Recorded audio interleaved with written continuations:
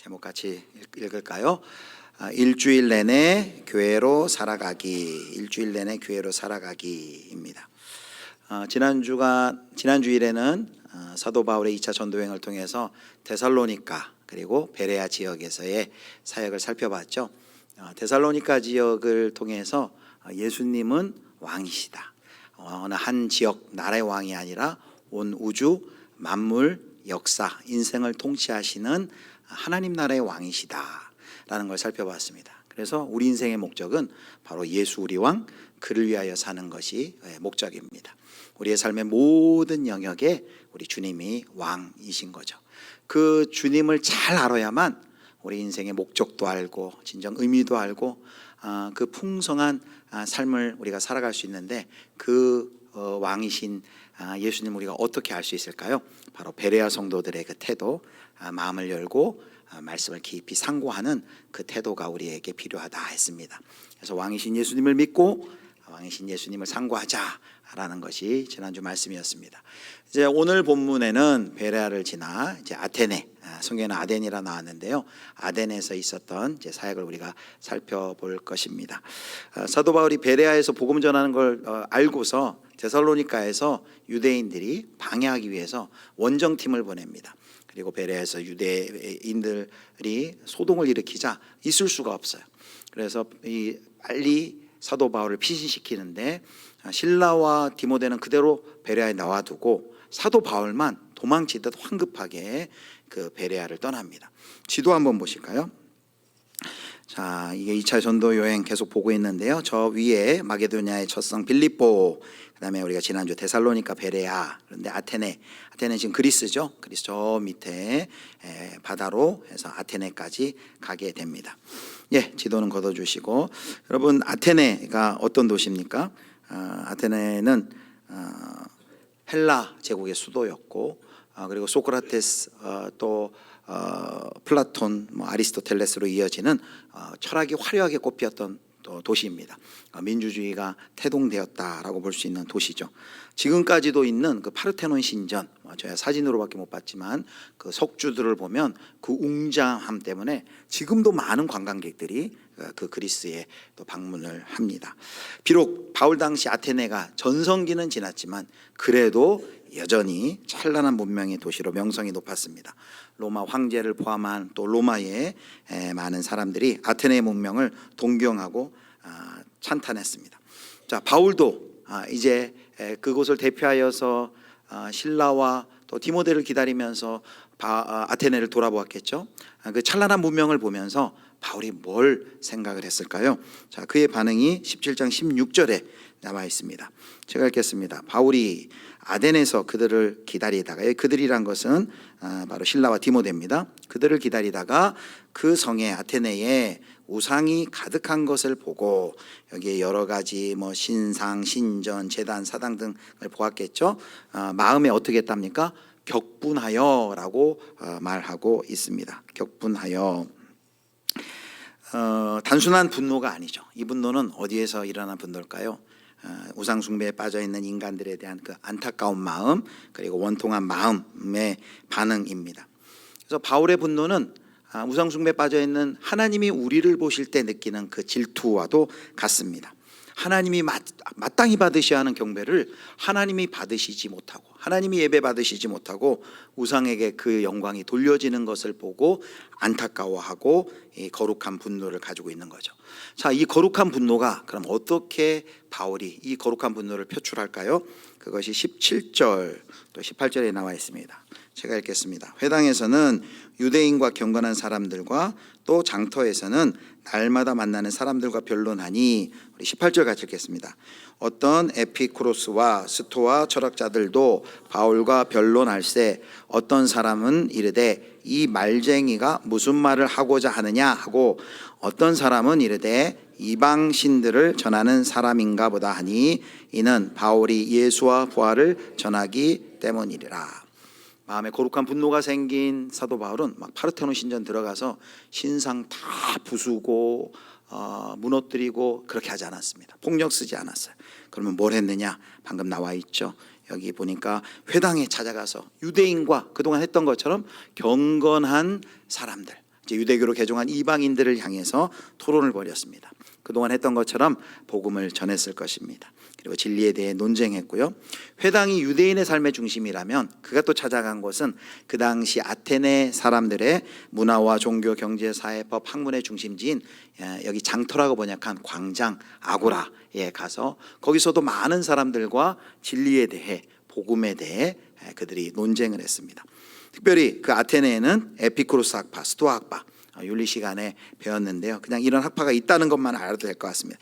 철학자들과 이 진리의 문제를 가지고 논쟁을 했습니다. 그들과 변론하고 쟁론하였다고 하는데 내용이 다 기록되어 있지는 않는데 18절에 어떤 내용으로 이야기가 나누는지 힌트가 나와 있어요.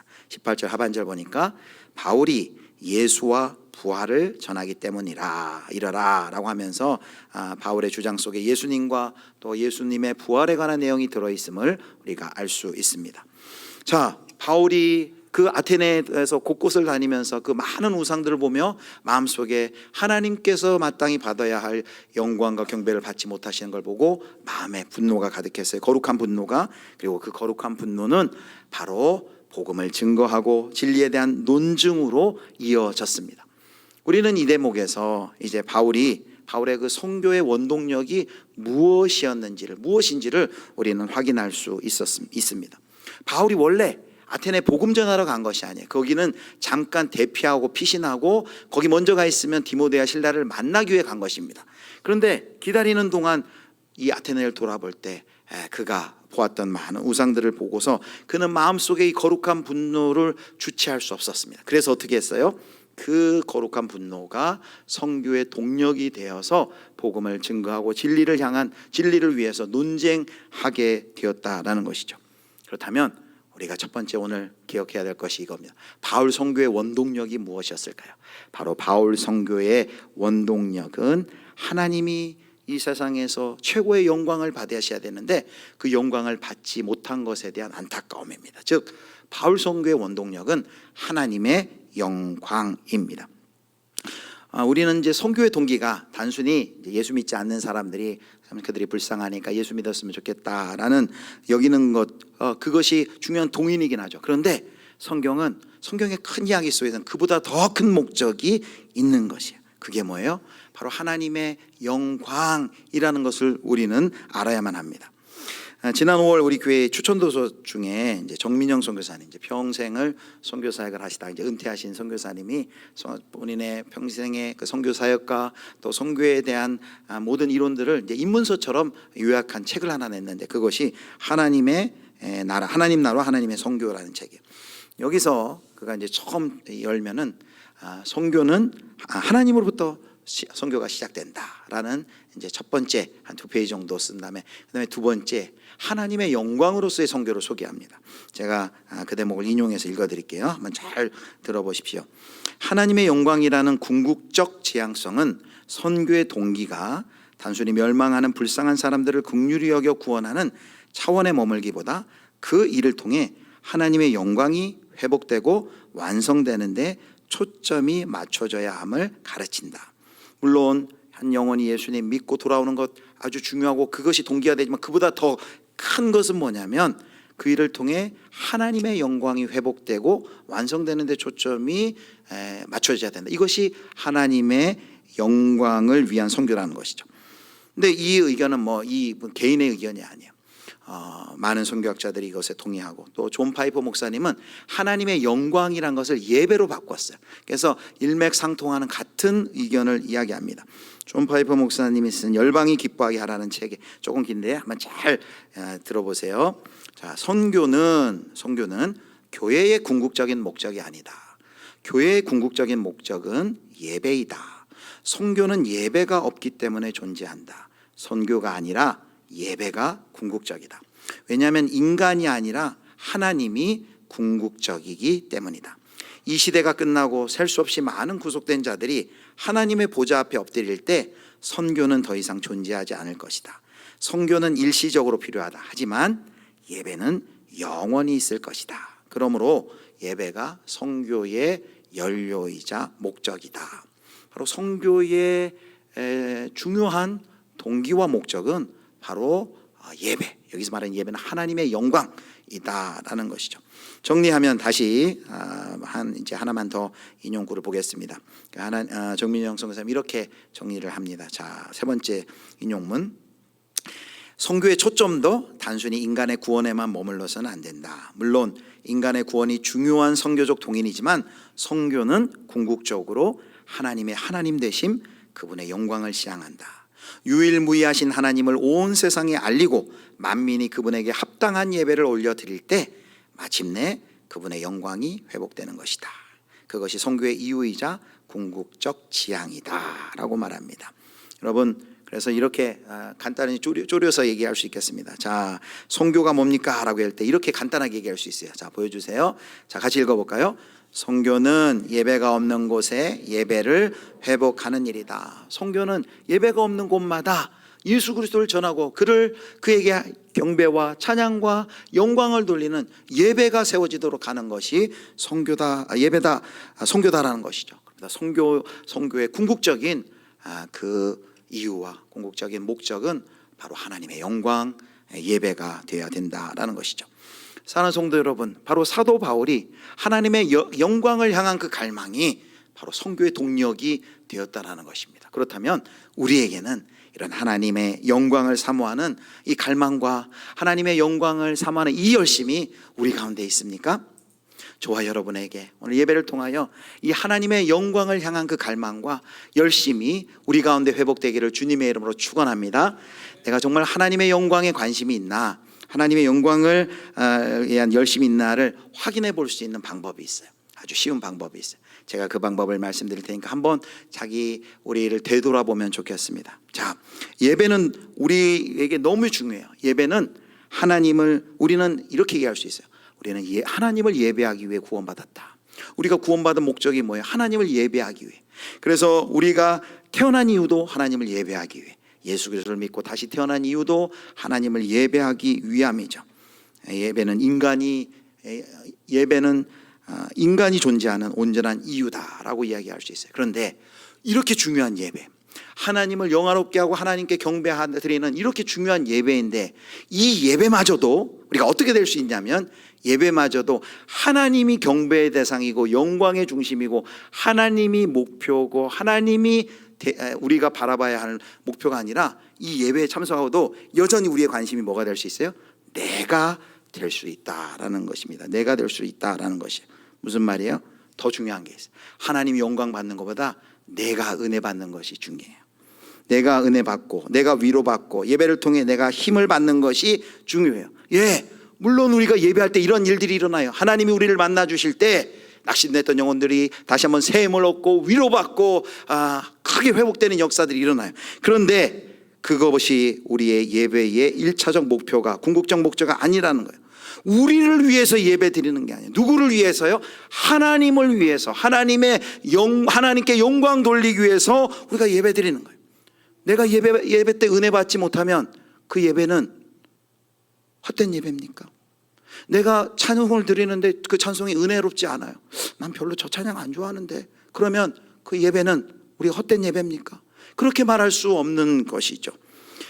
우리가 인간 중심성을 벗어나 하나님 중심으로 관점이 바뀌는 회심이 예배에서도 선행되어야만 우리가 진정한 참된 예배자가 될 수 있습니다. 그러므로 우리 사랑하는 우리 예수님께 모든 성도 여러분, 예배 참여하실 때 그 영화로우신 하나님 바라보고 그 하나님의 영광을 사모하는 마음, 하나님의 그 영광을 위한 열심이 우리 모두 가운데 다시금 회복되기를 주님의 이름으로 축원합니다. 우리 1부 때도 이 찬양을 불렀어요. 우리 다시 한번 이 시간, 우리 주일 오전에 주님 앞에 나왔는데 우리 온 회중이 거룩 우리 하나님 바라보면서 우리 1절 찬양 우리 같이 한번 찬양하겠습니다. 하나님 영광 받으옵소서. 하나님 바라보면서 우리 찬송하겠습니다. 거룩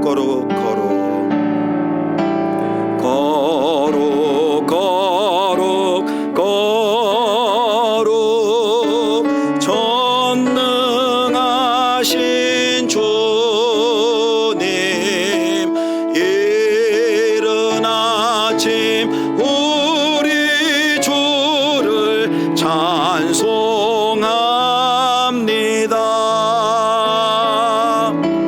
거룩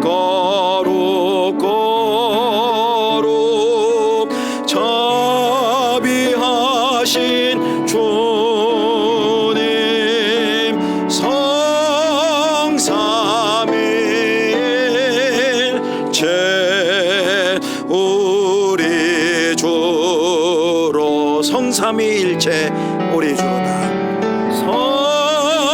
성삼위일체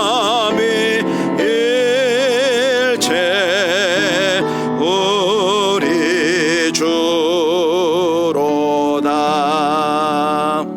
모든 찬양과 영광을 받으시기 합당하신 우리 하나님께만 영광 돌리시는 저와 여러분 되시기를 축복합니다. 그래서 지금까지 이야기인 첫 번째, 이렇게 우리가 요약할 수 있습니다. 같이 읽겠습니다. 하나님의 영광이 선교의 이유와 궁극적 목적이다. 하나님의 영광이 우리의 선교의 궁극적 이유와 목적입니다. 자, 이제 그 에피쿠로스 또 스토아 학파의 철학자들은 이게 사울과의 대화 가운데 저기가 있었어요. 그리고 그를 비난해요. 저 말쟁이가 또 무슨 말 하는가. 그래서 그를 어디로 데려가냐면 아레오바고로 데려갑니다. 그리고 데려가는 이유가 19절에 21절에 나왔어요. 네가 뭐라고 지금 얘기하는데 그 이야기를 다시 한번 해줄 수 있겠냐라고 알기 원했습니다. 그러면서 그 아덴 사람이 어떤 사람들인지 이제 21절에 나오는데, 그 사람들은 새로운 것을 말하고 듣는 것 외에는 달리 시간을 쓰지 않는다. 즉 철학, 문화, 그리고 예술, 종교, 정치를 논하는 일에 관심이 각별했어요. 근데 사도 바울은 바로 이 지점을, 이런 지적인 경향을 바울이 복음을 전할 수 있는 좋은 이제 기회로 삼습니다. 자, 이제 22절부터 31절까지 오늘 우리가 읽은 본문이 아레오바고에서 사도 바울이 한 연설, 즉 설교입니다.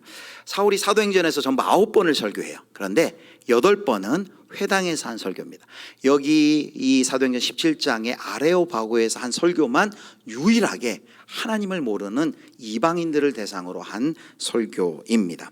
우리가 설교를 주일 오전에 자세하게는 살펴볼 수 없지만 그래도 대략적으로 어떤 식으로 이 이방인 하나님을 모르는 사람들에게 설교를 했는지 우리가 좀 간략히 살펴보도록 하겠습니다. 자, 이제 첫 부분인데요. 설교의 도입 부분인데, 아덴 사람들의 종교성을 칭찬하면서 접촉점을 삼아 설교를 시작합니다. 자, 22절 23절입니다. 바울이 아레오바고 가운데 서서 말하되 아덴 사람들아 너희를 보니 범사의 종교심이 많도다. 23절 보겠습니다.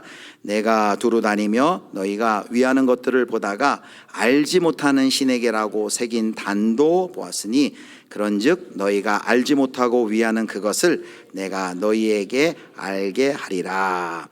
알지 못하는 신에게까지도 내가 제단을 쌓아 경배하는 걸 봤다라고 이야기를 합니다. 여기 아레오바고에서 사도 바울이 이방인들에게 설교하는 것에서 우리가 참 배울 점이 있어요. 그것은 뭐냐면, 비록 자기 자신에 대해서 적대감을 가지고 있었지만 그들에게 관심이 많았어요. 그들이 뭘 좋아하고 뭐에 관심이 있고 그들의 문화는 뭐고 지식은 뭔지 그거를 잘 파악해서 그것을 설교의 접촉점으로 삼았습니다. 그것을 설교의 접촉점 삼아 설교를 시작했다라는 것이죠. 그들을 존중하고요, 그들의 관심을 잘 보았던 결과입니다. 제가 지난 수요일에 고려대 채플에 설교하러 다녀왔어요. 고기연이라고 이제 고려대 기독인 연합회라고, 거기 보면 고대 이제 기독 교수님들, 그리고 여러 선교 단체 간사, 또 학생들, 또 학부모님들 기도 모임이 있어요. 이렇게 모여가지고 이제 한 달에 한 번씩, 일주일에 한 번씩 예배를 드리는데, 지난 수요일이 이제 하반기 개강 예배였어요. 그런데 이제 한 달에 한 번씩 이제 지역에 있는 목사님들 이제 초대해가지고 이렇게 설교를 듣는데, 이제 한 달여 전에 연락이 와서 이제 제가 갔습니다. 그러지 않아도 우리 교회 근처에 있는 캠퍼스들을 위해서 우리가 기도하는데 또 좋은 또 함께 또 동역하고 기도할 수 있는 좋은 기회가 된 것 같아서 기쁜 마음으로 갔어요. 가서 이렇게 참 보니까 짧은 점심시간 12시부터 1시 그 짧은 시간에 여러 교수님들 또 학생들이 모여서 참 예배드리는 모습이 얼마나 참 귀하고 감사한지 몰랐습니다. 오랜만에 그 고대 캠퍼스 가보니까요, 가을에 캠퍼스에 활기가 넘쳤어요. 특별히 이제 그날이 수요일이었는데 이제 금요일 토요일에 그 연세대하고 이제 체육대회를 앞두고 그 체육대회 준비하느라 아주 여념이 없었습니다. 제가 설교 시작하면서 이제 이렇게 이야기를 했습니다. 우리 예수비전교회는 여기 이제 고려대 역에서 한 2정거장만 가면 상월곡역에 있는 아주 가까운 곳에 있습니다. 제가 이 고려대 가까이 있는 예수비전교회 오면서 한 가지 큰 회심을 했습니다. 이전에는 제가 아무런 생각 없이 용고전이라고 불렀는데 이제는 예수비전교회 와서는 제가 고연전이라고 합니다 라고 하니까 거기 계신 교수님들 학생들이 막 좋다고 마음이 활짝 열려가지고 끝까지 설교를 얼마나 잘 듣는지 몰라요. 뭐 이제 비슷한 얘기겠죠. 그들의 관심사 뭔지 그래도 조금이라도 이렇게 접촉점을 삼아가지고 이제 설교를 이제 시작하려고 했는데 사도 바울도 지금 이렇게 청중의 공감대를 얻기 위하여 이렇게 이 설교를 시작을 한 것이죠. 자, 여기 이렇게 처음 이제 설교를 시작했어요. 그 다음 이제 사도 바울은 그들이 섬기는 우상과 하나님은 어떻게 다른지를 이제 설명을 합니다. 자, 그것이 24절에 나와 있습니다. 24절 우리 같이 보겠습니다. 우주와 그 가운데 있는 만물을 지으신 하나님께서는 천지의 주제시니 지은 전에 계시지 아니하시고, 자, 하나님은 누구라고 소개하냐면 우주와 그 가운데 있는 만물을 지으신 하나님이다. 창조주 하나님이신 거죠. 그리고 천지의 주제이시다. 지금도 그 만물을 다스리고 계신 주제이시다라고 창조자요 만물의 주제이신 하나님을 이야기해요. 그런데 그 하나님은 지금 아덴에 있는 철학자들 또 아덴에 있는 많은 도시의 사람들이 섬기는 신들과는 다르다는 걸 두 가지로 얘기해요. 24절에 보면 손으로 지은 전에 계시지 아니하고, 이 아덴에 있는 많은 우상들은 손으로 직접 사람이 지어놓고 그것을 예배하고 경배하는데 하나님은 손으로 지은 그런 분이 아니다라고 얘기를 합니다. 또 25절에 그 하나님은 그 아덴의 우상들과 어떻게 다른지 25절에 이렇게 얘기합니다. 25절 같이 보겠습니다.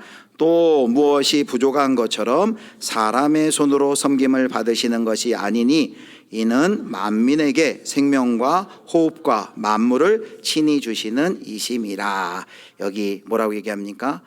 사람의 섬김을 받아야 뭔가 충만해지는 신이 아니다. 무엇이 부족한 것처럼 사람의 손으로 섬김을 받는 것이 아니다.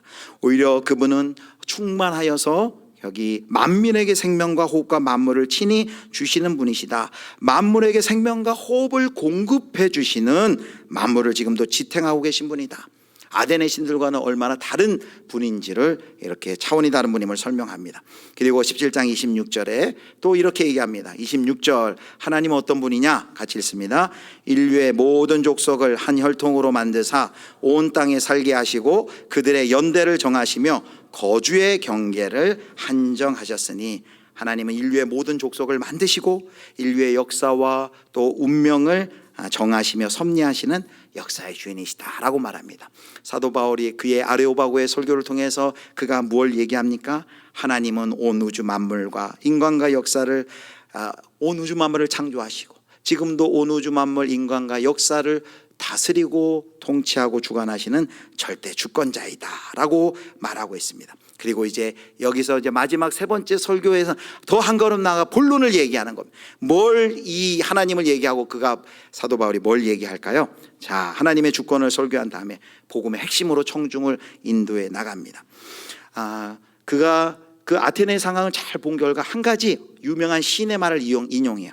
28절에 보면 그 시인이 이런 말을 합니다. 우리가 그의 소생 자녀라 라는 말을 인용하는데, 그 다음에 하나님의 소생으로 낳았지만, 하나님의 소생이 되었지만 문제는 찾는 자가 무지해서 그 하나님을 찾지 못한다는 거예요. 그 아덴에 있는 많은 철학자들, 그 유식하기로 소문난 그들을 향해서 그들의 무지를 지적합니다. 그러면서 하나님을 찾을 수 있는 길을 청중에게 제시하면서 설교를 마무리해요. 자, 그것이 바로 29절 30절입니다. 먼저 29절 제가 읽겠습니다. 이와 같이 하나님의 소생이 되었은즉 하나님을 금이나 은이나 돌에다 사람의 기술과 고안으로 새긴 것들과 같이 여길 것이 아니니라.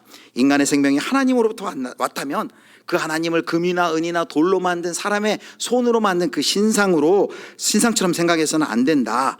그러면서 하나님을 알지 못하던 때는 그것을 하나님께서 용인했지만 이제는 아니다 라면서 이제 30절 이렇게 얘기합니다. 우리 같이 보겠습니다.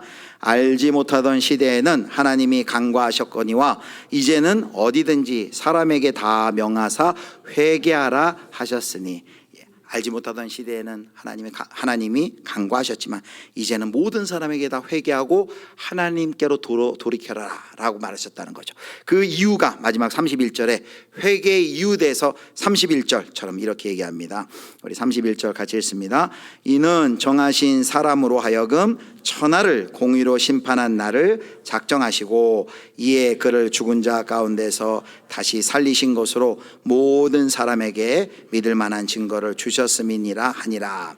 여기 이는은 왜냐하면 이런 뜻이에요. 왜냐하면 회개의 이유를 얘기하는 거예요. 왜냐하면 정하신 사람으로 하여금 천하를 공의로 심판한 날을 작정하시고 이에 그를, 이 정하신 사람이죠, 죽은 자 가운데서 다시 살리신 것으로 모든 사람에게 믿을 만한 증거를 주셨음이니라 하니라 말합니다. 여기 정하신 사람이 누굴까요? 예, 바로 예수님을 지칭하는 거죠. 여기 명확하게 왜 예수님이라 말하지 않았을까 생각할 수 있는데, 이미 우리가 18절에 봤지만 사도 바울은 예수와 부활에 대해서 얘기했기 때문에 이 사람들이 지금 바울이 얘기하고 있는 그 정하신 사람이 바로 그가 얘기한 예수라는 것은 자연스럽게 연결을 할 수 있을 것입니다. 그래서 설교의 마지막 31절의 방점이 뭐예요? 바로 하나님께서 그를 죽은 자 가운데서 다시 살리심으로 모두가 그를 심판주로 믿게 하셨다.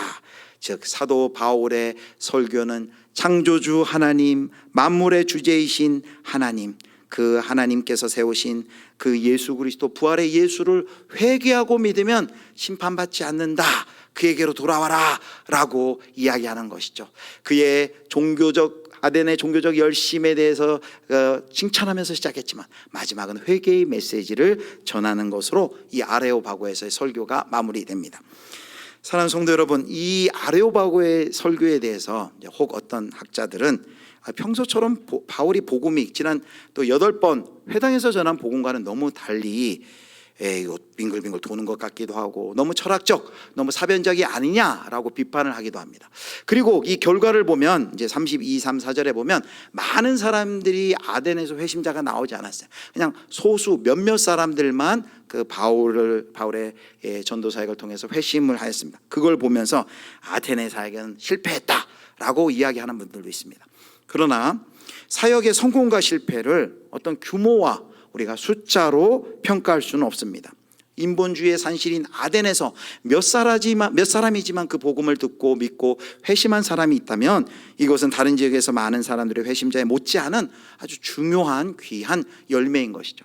요즘도 무슬림에서 한 명의 회심자가 세우기가 얼마나 어렵습니까? 평생의 무슬림에서의 사역을 하고서 한 명의 회심자도 못 얻는 그런 선교사님도 있습니다. 그렇다면 그분의 선교가 실패했다라고 이야기할 수 있을까요? 그건 아니죠. 바로 사도 바울은 최선의 전도였고 바로 최선의 열매를 거둔 것이죠. 그래서 바울은 아덴에서의 사역을 결코 바울의 아덴의 사역은 실패했다라고 말할 수 없습니다. 그럼 오히려 우리가 뭘 배울 수 있어요? 아덴에서 이 아레오바고에서 이 하나님을 알지 못하는 이방인들을 향해 어떠한 태도와 관점을 가지고 설교했는지를 우리가 잘 살펴볼 때 타문화적 선교에 있어서 복음을 어떻게 효과적으로 전달할 수 있는지를 우리가 배울 수 있습니다. 아주 좋은 모델이 돼요. 우리가 방금도 살펴봤지만 사도 바울이 그들에게 관심이 많았어요. 그들을 유심히 살펴봤어요. 그 상황을 봤어요. 특성을 잘 따졌어요. 그리고 청중에 맞는 눈높이, 복음의 접촉점을 찾고 청중에 맞는 눈높이에 맞춰서 그들에게 복음을 증거한 것이죠. 그래서 창조 세계를 통한 하나님의 자기 계시, 또 헬라 철학자들의 그 시 속에 담기는 그 진리를 꺼내어서 그걸 접촉적 삼아 복음을 잘 전했던 것입니다. 그리고 그냥 단순히 학문적 토론에만 그치는 것이 아니라 마지막은 바로 예수와 부활에 대해서 얘기하고 그 하나님께로 돌이킬 회개에 대해서 전했던 것이죠. 사랑하는 성도 여러분, 오늘 우리 사도 바울의 이 아테네에서의 사역을 통해 우리가 두 번째 우리가 꼭 기억하길 원하는 것은 바로 사도 바울의 선교적 시각입니다. 이 선교적 시각을 배우기 얘기합니다. 아까도 말씀드렸지만 엄밀히 얘기하면 사도 바울은 아테네에 복음을 전하러 간 것이 아니었습니다. 피신에 가서 그냥 동역자들 기다리고 있는 그때에 아테네 곳곳을 다니면서 그는 어떤 시선으로 다녔어요? 전도자의 시각으로 아테네의 문화와 사람들을 세밀하게 관찰하였던 것입니다. 오늘날 우리도 많이 이동을 하죠. 우리 그리스도인들도 오늘날 여러 지역에 여러 목적으로 갑니다. 다른 지역에 이사하기 위해서 떠나는 분들도 있고, 또 어떤 지역으로 여행하는 분들도 있고, 또 뭐 출장으로 낯선 곳을 가는 분들도 있습니다. 어디를 가든지 우리가 그 지역에 대한 정보를 얻으려고 하죠. 그래서 인터넷을 검색해 보면 그 지역에는 어떤 뭐 관광지가 있고, 또 이 지역에는 어떤 맛집이 있고, 어떤 위락 시설이 있고, 이런 교통 정보들, 여러 가지 정보들을 우리는 미리 얻습니다. 이런 정보들이, 많은 정보들이 우리에게, 그리스도인에게도 필요하죠. 그런데 우리는 이에 더해서 우리가 더 해야 될 것이 있습니다. 우리의 시선이 그 지역을 선교적으로 바라보는 것이 필요합니다. 사도 바울이 살펴본 것처럼 그 지역의 영적인 특성은 무엇인지, 여기는 어떤 역사의 흐름이 있는지, 어떤 문화와 여기 있는 이 지역은 어떤 세계관을 가지고 있는지 우리가 잘 선교적인 시각으로 바라봐야 한다는 것이죠. 그것이, 그리고 그 땅을 위해, 또 그 땅을 위해 기도하고 또 축복하고 기회를 주어지는 대로 또 복음을 전하는 삶을 우리가 살아야 한다는 것을 오늘 본문이 우리에게 가르쳐주고 있습니다. 그리고 이 선교적 시각을 갖게 될 때 우리는 비로소 우리가 선교적인 삶을 살 수 있습니다. 여러분, 선교적 삶이 뭘까요? 선교적 삶은 당장 하는 게 열심히 전도하고 열심히 또 단기 선교하고 이렇게 많이 생각할 텐데, 자, 선교적 삶을 조금 뜻을 좀 넓히길 원합니다. 자, 선교적 삶 이렇게 정의하고 싶습니다. 같이 읽겠습니다. 선교적 삶은 보냄받았다는 자각이 있는 삶이다. 선교적 삶은 보냄받았다는 자각이 있는 삶이다. 멀리 해외로 타문화권으로 선교 나갈 때만 우리가 선교적 삶을 살 수 있는 것이 결코 아니죠. 내가 서 있는 이곳, 우리 가정, 직장, 일터, 사업장, 하나님이 보내주신 곳이라고, 그곳이 하나님이 보내주신 것이라고 믿고 거기에서 일상에서 선교적인 삶을 사는 것입니다. 선교적 삶이 뭐죠? 라고 얘기할 때 구체적으로 이렇게 예를 들으면 조금 쉬울 것 같아요. 여러분, 우리가 1년에 한두 차례 우리 교회에서도 단기 선교를 가요. 지난번에 인도도 가고 방글라데시도 가고 또 비전 트립도 다녀왔습니다. 근데 일주일 단기 선교 가면 대부분 어떻게 지냅니까? 우리가 평소 여기서 지내는 것보다 뭐든지 되게 다 어려워요. 뭐 먹는 것도 쉽지 않고, 잠자리도 불편하고, 특별히 화장실 문제 열악하고, 모든 게 불편하고 힘들어요. 그런데 선교 가면 그거에 불평하나요? 아니죠. 작정하고 왔어요. 아예 불편할 거 각오하고 어려울 거 각오하고 일주일 동안은 그래 관심이 옵니까? 어떻게 선교지에 있는 영혼들 섬길지, 어떻게 복음을 전할지, 뭘 좀 도와줄지. 그래가지고 일주일 동안은 정말 최선을 다해서 그곳에서 희생하고 섬기며 돕고 나누고 복음을 나누는 삶을 삽니다. 선교적 삶은 이렇게 정의하지.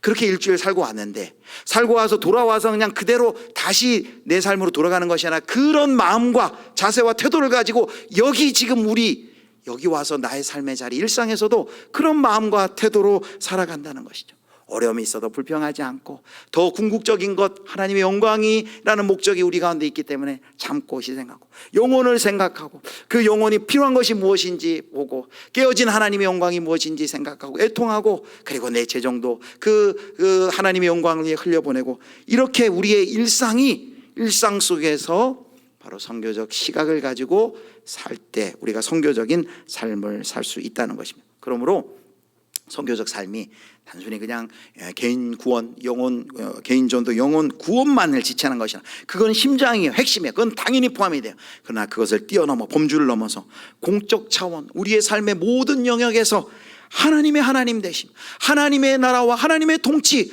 왕이신 하나님이 내가 살고 있는, 내가 섬기고 있는 정치, 경제, 사회, 문화, 외교, 국방, 내가 섬기는 그 전문 영역, 내가 섬기는 사업장, 일터, 관계 속에서 이 하나님의 통치, 하나님의 공의와 사랑이 어떻게 이곳 가운데 임하여야 할지를 고민하면서 그것을 위해 나를 드리는 삶이 바로 선교적 삶인 것이죠.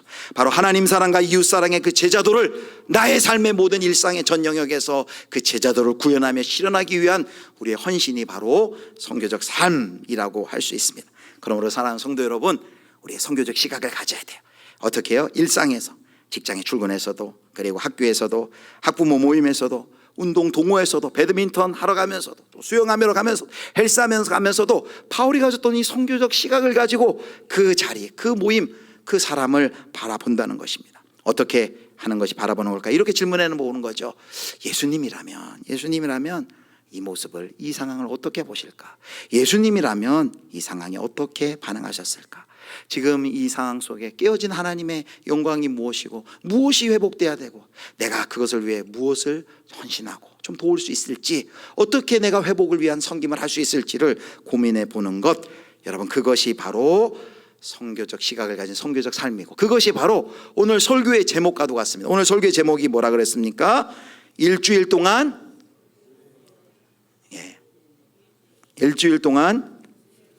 교회로 살아가기. 여러분 교회가 이 건물이 아닌 거 아시죠? 이것은 예수비전 교회당이고 예배당이고, 교회는 누구예요? 저와 여러분이 바로 교회인 줄 믿습니다. 우리가 교회예요. 그래서 어떤 분이 이렇게 얘기해요. 교회에 가지 말고 교회가 되라. 예배 드리지 말라는 것이 아니라 자꾸 교회를 가는 곳으로 생각하는데, 내가 교회이고 내가 하나님 부르신 그 자리에서 교회로서 존재적으로 선교적 존재로 서 있는 것이 훨씬 더 중요하고 근본적인 것이다라는 것이, 우리가 교회예요. 우리가 선교적 전제로, 선교적 시선을 가지고 선교적 전제로 하나님이 부르신 그 자리 가운데 서서 사는 삶이 바로 선교적 삶인 것이죠. 말씀을 정리하도록 하겠습니다. 오늘은 두 가지를 살펴봤어요. 자, 정리해 볼까요? 첫 번째, 우리 같이 읽겠습니다. 하나님의 영광이 선교의 이유와 궁극적인 목적이다. 하나님의 영광, 또 예배라고 해도 좋습니다. 우리의 삶의 이유와 목적도 예배고, 이 선교의 목적도 예배 없는 곳에 예배를 세우는 것이 선교고, 선교의 더 큰 궁극적인 이유와 목적이 바로 하나님의 영광이다라는 것이죠. 두 번째 같이 읽습니다. 선교적 시각을 가지고 선교적 삶을 살아가라. 선교적 시각을 가지고 선교적 삶을 살아가.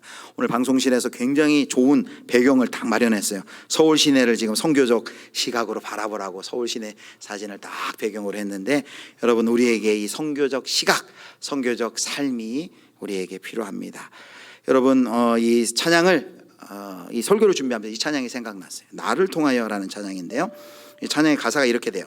지금 서 있는 이곳에서 높임을 받으소서. 내가 밟는 땅 주님의 땅이니. 이 찬양을 부를 때, 이제 오늘 이 찬양 아시는 분은 눈을 감고 상상하며 부르면 좋겠어요. 어떻게 해요? 내가 일주일 근무하는 그 곳에 내가 서 있다고 생각하고, 직장이면 그 사무실, 또 아이들을 가르치면 아이들을 가르치는 그 장소, 또 카페면 카페, 뭐 이렇게 내가 일하고 있는 곳에서 이 찬양을 부른다고 생각하세요. 우리는 대부분 찬양을 어디서 많이 하면 예배당에서만 부르니까 당연히 예배당에서는 어색하잖아요. 당연히 하나님 이곳에서 높임을 받으소서, 영광을 받으소서. 그런데 하나님이 부르신 일주일 내내 부르신 그 자리에서 이 찬양을 한다고 생각하시고, 그리고 주중에 진짜 한번 여러분 그 사업장에서, 그 교실에서, 연구실에서, 사무실에서 한번 이 찬양을 불러봤으면 좋겠어요. 물론 다른 분이 있으면 못 부르겠죠. 속으로 부르셔도 좋고, 한번 그 찬양을 부르면서 내 직장, 내 사업장, 내가 만나는 사람 한번 축복했으면 좋겠습니다. 여기 보면 나를 통한 내 평생의 주의 이름 높이며 어느 곳에서든지 주님을 예배하라. 내가 밟는 땅 아버지의 영광이 선포되어야 하리. 이게 바로 사도 바울에게 주신 그 거룩한 분노, 하나님의 아버지의 마음 아니겠습니까? 하나님의 영광이 회복되어야 하리. 이런 소원과 열정을 가지고 우리가 이 시간 다 일어나셔서 이 찬양을 같이 부르도록 하겠습니다.